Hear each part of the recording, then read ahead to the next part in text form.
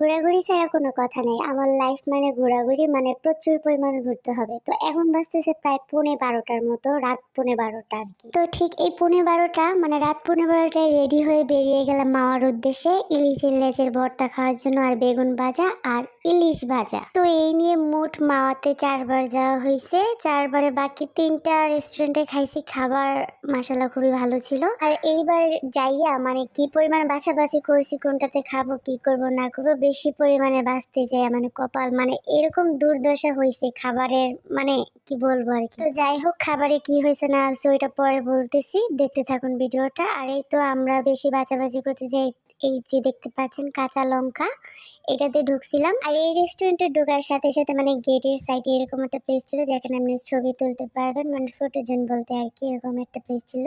ছবি ভিডিও তোলা শেষ করে আমরা এখানে এসে পড়েছি মাছ চয়েস করতে। আর আমাদের মাছ চয়েস করা শেষ, দেখতেই পারতেছেন যে কাটাকাটি করতেছে।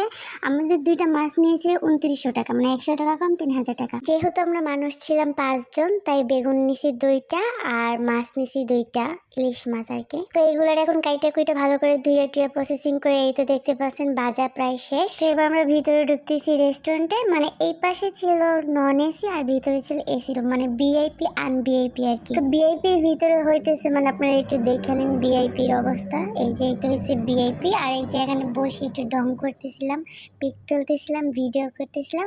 আর এই মাঝে এসে পড়েছি ইলিশের লেজের ভর্তা। ইলিশের লেজের ভর্তার চেহারা দেখে পেট আমার এমনি ভরে গেছে। এটার মধ্যে কোনো ধনে পাতা দেয় না, এটার মধ্যে কোনো ফ্লেভারই আমি পাইতেছিলাম না আর কি। আর হ্যাঁ, একটা কথা বলতে ভুলে গেছি, যেখানে আমরা খাইতে গেলে সালাদ এমনিতে আমরা ফ্রি পাই, আর এখানে আমাদেরকে একটা সালাদ দেওয়া হয়েছে, শসা, পেঁয়াজ, মরিচ, সরিষার তেল দিয়ে মাখাই দিছে। এটা প্রাইস নিছে 100 টাকাই। সালাদের প্রাইস নিছে, ওইটা কোনো বিষয় না, কিন্তু খাবারটা যদি মনের মতো হইতো তাহলে একটু মনটারে বোঝানো যায়। আমরা এখানে 2টা ইলিশ নিয়েছিলাম, একটা ইলিশের ভিতরে ডিম হয়েছিল, আর ইলিশের ডিমটা আমার খুবই ভালো লাগে, খুবই ফেভারিট এই ডিমটা আমার। যাই হোক, বিসমিল্লাহ বললা খাওয়া শুরু করে দিলাম।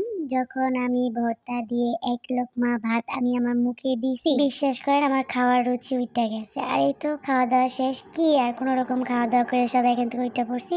খাবারের মান কোয়ালিটি খুবই খারাপ ছিল। তো খাওয়া দাওয়া শেষ করে এখন আমরা ঘাটপাড় চলে যেতেছি, মানে নদীর হাওয়া খাইতে, বাতাস খাইতে। মানে খুবই, মানে অনেক লোকজন ছিল এখানে মাওয়া ফেরিঘাটে আর কি। আর ফেরিঘাটে আসার মূল উদ্দেশ্য হইতেছে 1 কাপ মালাই চা খাওয়া।